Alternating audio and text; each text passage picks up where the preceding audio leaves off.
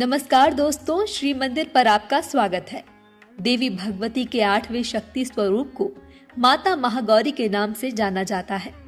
मां महागौरी के पूजन का विशेष दिन है नवरात्रि का 8वां दिन, जिसे महाअष्टमी भी कहा जाता है। इस दिन संपूर्ण विधि से माता महागौरी के ध्यान और पूजन से भक्तों का कल्याण होता है और इनकी कृपा से कई असंभव कार्य भी संभव होने लगते हैं। मां महागौरी का स्वरूप अत्यंत गौर वर्ण और दिव्य है। मां के गौर वर्ण को शंख, चंद्र और कंद के फूल के समान माना गया है। माता महागौरी का वाहन वृषभ है। इनकी 4 भुजाएं हैं। इनके एक दाहिने हाथ में त्रिशूल है और दूसरा दाहिना हाथ अभय मुद्रा में है। मां ने बाएं हाथ में डमरू धारण किया है और एक अन्य बायां हाथ वरद मुद्रा में है। इस स्वरूप में मां अत्यंत शांत प्रतीत होती हैं। माता महागौरी पूर्णतः श्वेत वस्त्र और आभूषण धारण करती हैं, इसलिए इनका नाम श्वेतांबर धरा भी है।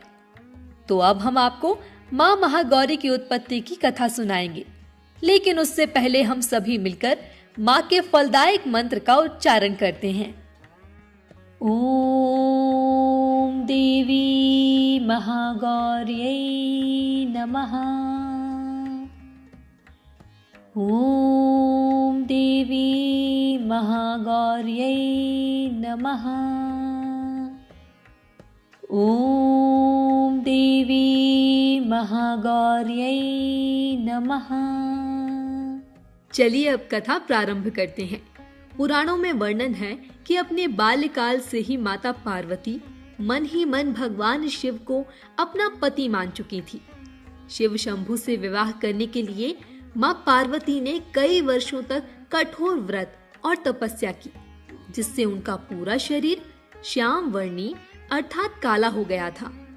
और फिर एक समय ऐसा आया जब भगवान शिव मां पार्वती की कठिन तपस्या से प्रसन्न हुए और उन्हें पत्नी रूप में स्वीकार कर लिया। इस तरह मां पार्वती की अपने मनवांछित वर को पाने की तपस्या पूर्ण हुई और तत्पश्चात मां ने गंगा जल से स्नान कर स्वयं को शुद्ध किया।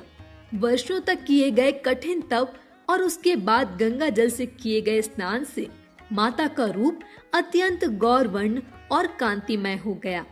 मां की आभा एक शंख और चंद्र के समान श्वेत थी और इसीलिए उनके अति गौर वर्ण के कारण उन्हें देवी महागौरी के नाम से जाना जाने लगा। तो यह थी मां आदि शक्ति के महागौरी स्वरूप की उत्पत्ति की कथा। चलिए अब जानते हैं नवरात्रि के 8वें दिन माता महागौरी की पूजा से जुड़ी अन्य जानकारियों और इससे भक्तों को होने वाले लाभ के बारे में। मां महागौरी छाया ग्रह कहे जाने वाले राहु की शासक हैं। इसलिए जो साधक राहु के बुरे प्रभावों से पीड़ित हैं, उन्हें मां के स्वरूप की पूजा अवश्य करनी चाहिए। इससे उन्हें राहु दोष से होने वाली बाधा से मुक्ति मिलती है। महाअष्टमी के दिन विवाहित महिलाएं अपने सौभाग्य की रक्षा के लिए देवी मां को चुनरी का चढ़ावा भेंट करती हैं। महाअष्टमी के दिन बहुत से घरों में कन्या पूजन भी किया जाता है। कन्याओं को साक्षात मां दुर्गा का रूप माना जाता है, इसलिए इस दिन कन्याओं को घर बुलाकर उन्हें हलवा पूड़ी, खीर आदि का भोजन करवाने से मां आदि शक्ति से सारे सुखों का आशीर्वाद मिलता है।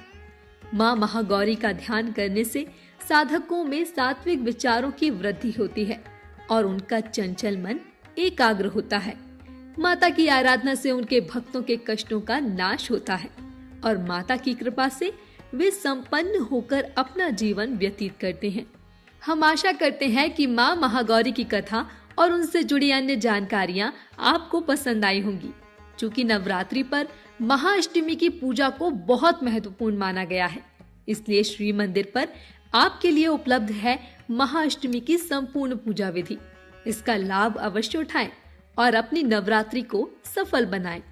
आपकी यह नवरात्रि शुभ एवं फलदायक हो। इन्हीं शुभकामनाओं के साथ जय मां महागौरी की, जय मां अम्बे।